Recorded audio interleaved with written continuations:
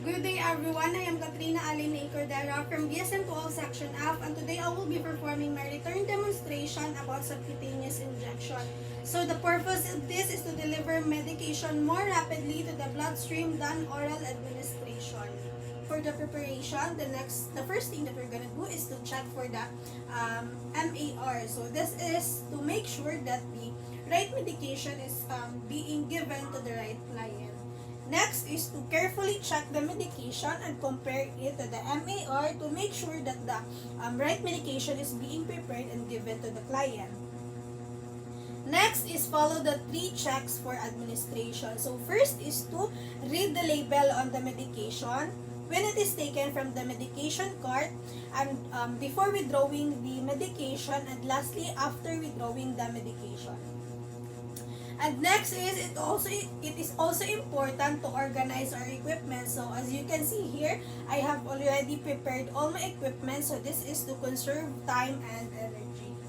Now perform hand hygiene and observe other infection prevention procedure. And this is to deter the spread of pathogenic microorganism, and of course to protect ourselves and our client from any bacterial infection. Next is it is important to provide our client privacy so that she will feel comfortable all throughout the procedure. So now I will be going to close the door and the curtains.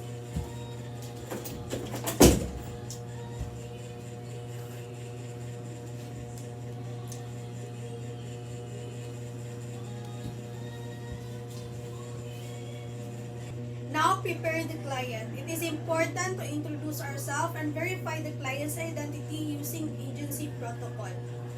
Good morning, ma'am. I'm Katrina Aline Cordero, your student nurse for today. And may I see your wristband, please? Can you please state your full name and birthday? Mayfel Benito, May 5. Alright, thank you so much, ma'am. So today I will be performing subcutaneous injection, which means I need to deliver medication more rapidly to the bloodstream than oral medication. Administration rather. Will that be alright? Yes. Okay. Also, it is important to assist the client in a position wherein she feels comfortable. And this is, the rationale of this is appropriate positioning promotes relaxation of the target muscle. Also, it is important to obtain assistance in holding an uncooperative client. And this is to prevent injury due to sudden movements of needle insertion. It is also important to explain the purpose of medication to the client because the information can facilitate acceptance and compliance with the therapy. So since the client has type 1 diabetes, it is important to inject insulin to monitor or control the blood sugar. Now, it is also important to select and clean the site. And also, we should take note that we should select the site that is free from tenderness, hardness, swelling, scarring, itching, and burning or localized inflammation.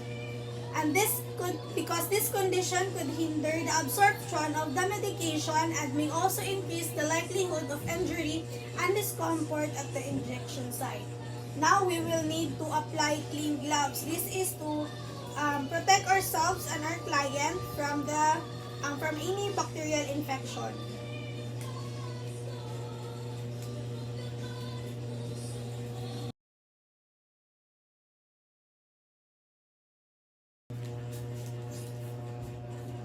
Now we need to clean the site using an antiseptic swab. So as for my client, the site that I will going to be injecting is her abdomen. So now I will be cleansing the site in a circular motion. After doing that, discard.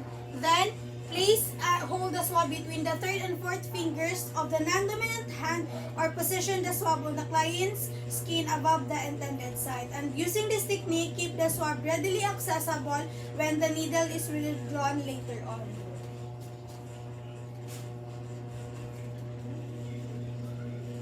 Now we need to prepare for the injection. First is we need to remove the needle cap while waiting for the antiseptic to dry, and then pull the cap straight off to avoid contaminating the needle by the outside edge of the cap. Then we need to withdraw the exact amount of medicine into the vial.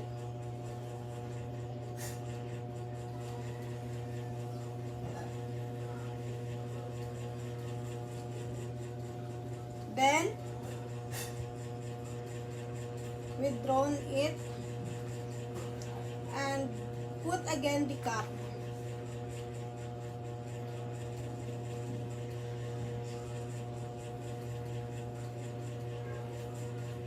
Now we need to inject the medication. So first we need to remove the cap.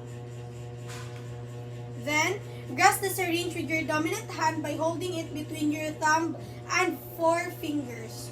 And with the palm facing the side upward for 45-degree angle insertion, or with the palm downward for 90 angle insertion, and prepare to inject. And using the non-dominant hand, pinch or spread the skin at the site and insert the needle using the dominant hand and a firm steady push. Then inject the needle.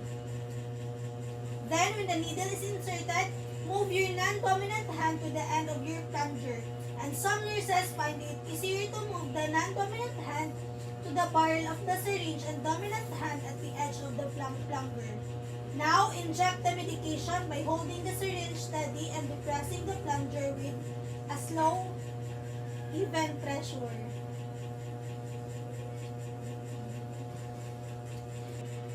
Now, remove the needle smoothly, pulling along the line of insertion while depressing the skin with your non-dominant hand. Then, put the antiseptic, put the cotton balls. If bleeding occurs, apply pressure to the site with dry sterile gauze until it stops. Now dispose the supplies appropriately.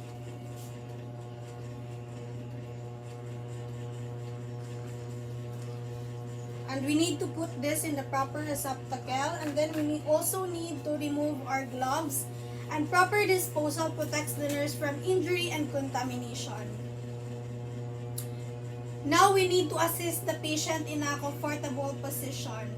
Then flip down medication ticket if not using EMR. And next is do aftercare. So as you can see, I have already removed my gloves, and then I have already disposed the items that are not necessary and put it in the proper receptacles. After returning the equipments to its proper place, especially the AMR into its machine, we need to perform hand hygiene, and this is to protect ourselves and our client from any spread of pathogenic microorganism. We also need to assess the effectiveness of the medication at the time it is expected to act. Also, we need to document all relevant information. Many agencies prefer that medication administration are recorded on the medication record because this will help us to ensure that the medication was given to the right client. And that would be all with my return demonstration.